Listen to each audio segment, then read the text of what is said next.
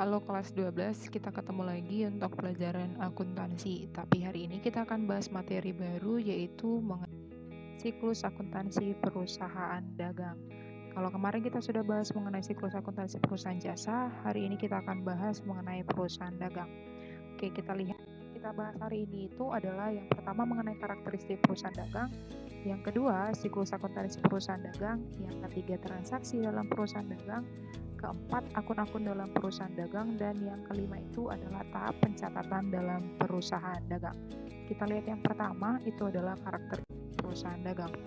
Nah, kalau kemarin kita di awal membahas mengenai perusahaan jasa, saya sudah kasih contoh perusahaan jasa dan contoh perusahaan dagang. Perusahaan jasa itu contohnya itu adalah Gojek, dan perusahaan dagang itu contohnya itu adalah Indomaret. Nah, kita akan lihat seperti apa karakteristik dari perusahaan dagang. Kita harus tahu dulu, perusahaan dagang itu adalah perusahaan yang kegiatan usahanya membeli barang dagangan dengan tujuan untuk dijual kembali tanpa mengubah bentuk dari barang dagangannya tadi. Kalian ingat aja supermarket atau minimarket, kalau misalnya mereka mau jual makanan ringan, bagaimana makanan ringan itu datang dari pabrik, seperti itu mereka jual gitu. Nah, karakteristik dari perusahaan dagang itu adalah yang pertama, perusahaan dagang itu menjual produk berupa barang yang berwujud, antara lain barang jadi, barang setengah jadi, dan bahan baku. Kemudian, perusahaan dagang tidak melakukan pengolahan atas barang dagang. Dan yang ketiga, aktivitas pokok dari perusahaan dagang itu adalah yang pertama membeli barang, kemudian menyimpan barang, lalu menjual barang kembali tanpa mengubah bentuk barang dagangannya. Kita lihat yang kedua, itu adalah siklus akuntansi perusahaan dagang. Pada dasarnya, siklus akuntansi perusahaan dagang itu tidak jauh berbeda dengan siklus akuntansi perusahaan jasa, hanya nanti memang perbedaannya itu ada di jurnal gitu.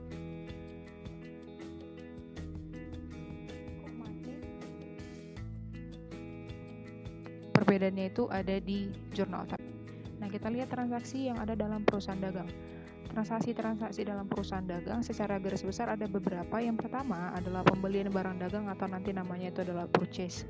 Pembelian barang dagang ini bisa dilakukan secara kredit ataupun tunai.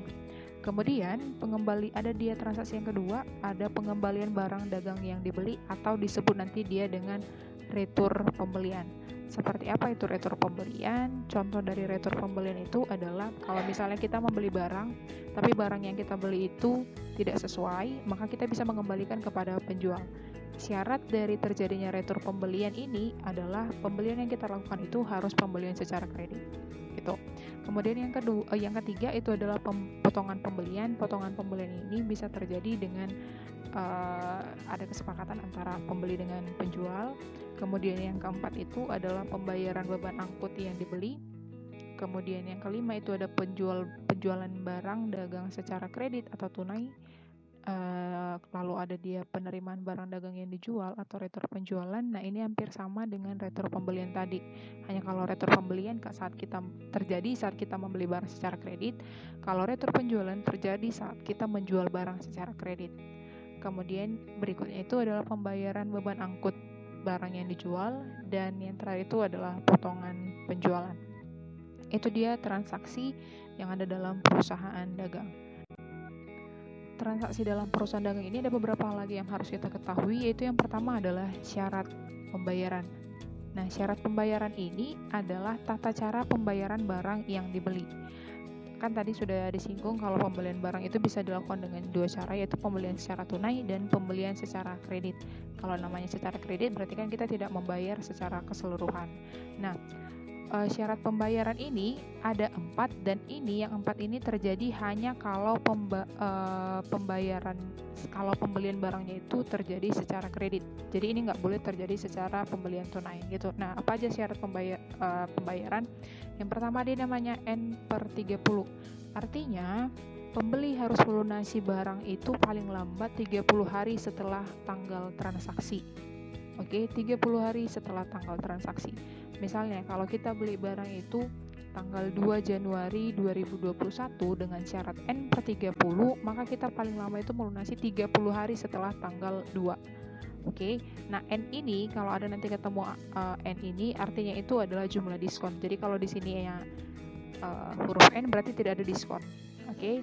kita ke syarat pembayaran yang kedua, itu ada 2/10 N/30. Artinya apa? Potongan angka 2 ini yang ada di sini 2/10, angka 2 yang pertama ini untuk angka diskon. Angka 10 ini yang per 10-nya itu dalam jangka waktu 10 hari. Ini N artinya ini adalah tidak ada diskon, sama seperti yang tadi, dan 30 ini adalah untuk jangka waktu pembayaran paling lama. Jadi arti syarat pembayaran 2/10 N/30 adalah akan diberi potongan 2% kalau pembeli melunasi paling lama 10 hari setelah setelah tanggal transaksi, tetapi pembayaran paling lambat itu adalah dalam jangka waktu 30 hari, tetapi mulai dari hari ke-11 tidak akan ada lagi diskon. Itu dia artinya 2/10 N/30. Tapi jangan terpaku pada angka 2 ini, karena angka 2 ini kembali lagi ke kesepakatan pembeli dengan penjual, atau memang sesuai dengan yang ditentukan oleh penjual. Jadi bisa aja di sini 3/10 N/30. Jadi kalau 3/10 N/30 artinya potongannya akan diberikan potongan 3% kalau dilunasi dalam jangka waktu 10 hari setelah tanggal transaksi, dan paling lama pelunasannya adalah 30 hari setelah tanggal transaksi. Jadi kalau misalnya dia dilunasi di hari ke-12, ya tidak akan mendapat diskon. Itu dia syarat pembayaran yang kedua. Syarat pembayaran yang ketiga adalah artinya EOM atau end of month. Artinya barang itu harus dilunasi di akhir bulan.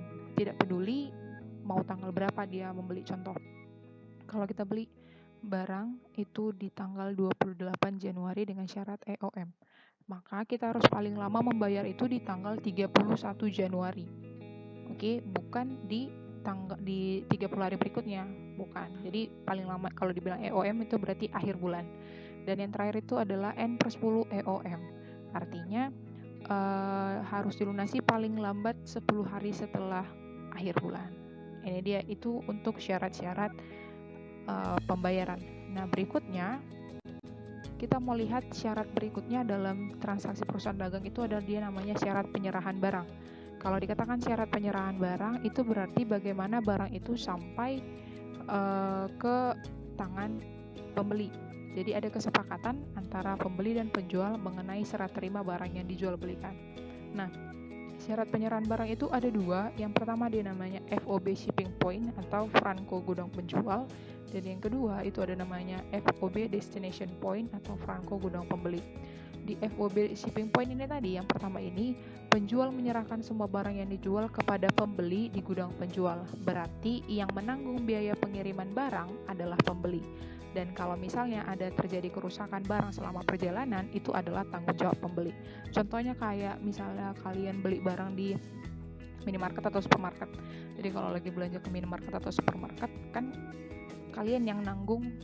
Jadi begitu selesai dari minimarket atau supermarket, ya udah barang itu sudah jadi milik kalian dan biayanya itu sudah jadi tanggung jawab kalian. Biaya ongkosnya, kalau ada kerusakan itu tanggung jawab kalian, bukan tanggung jawab penjual lagi.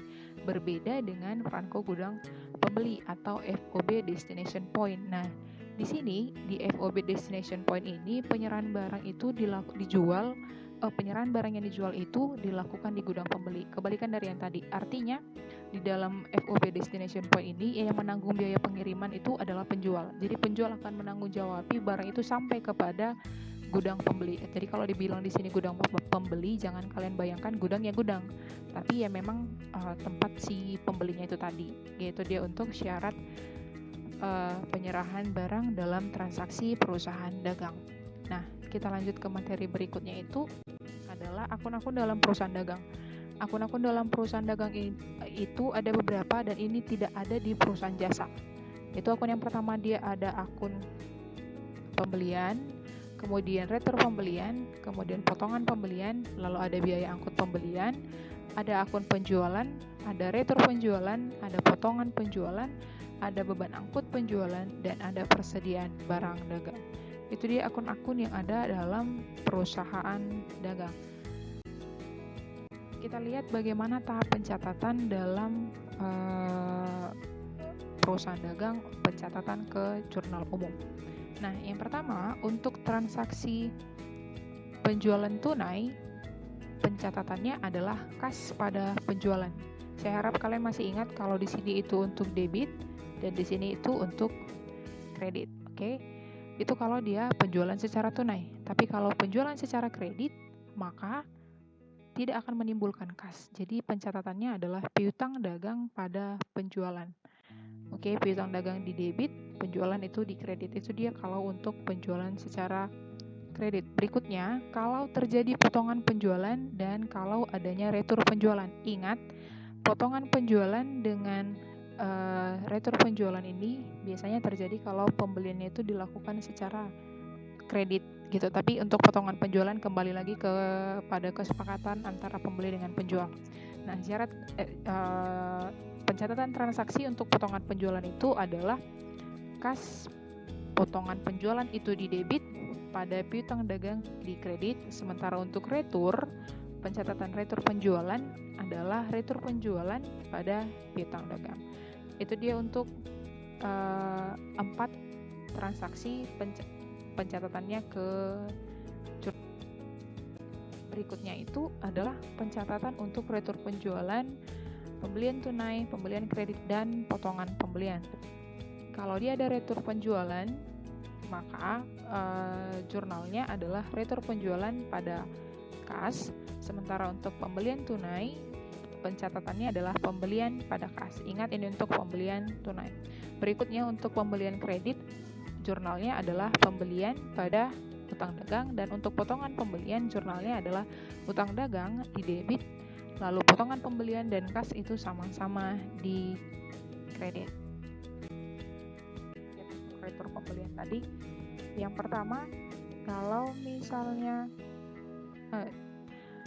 ini untuk retur pembelian yang pertama, utang dagang pada retur pembelian. Kemudian ada juga dia kalau jenis yang kedua itu kas pada retur pembelian.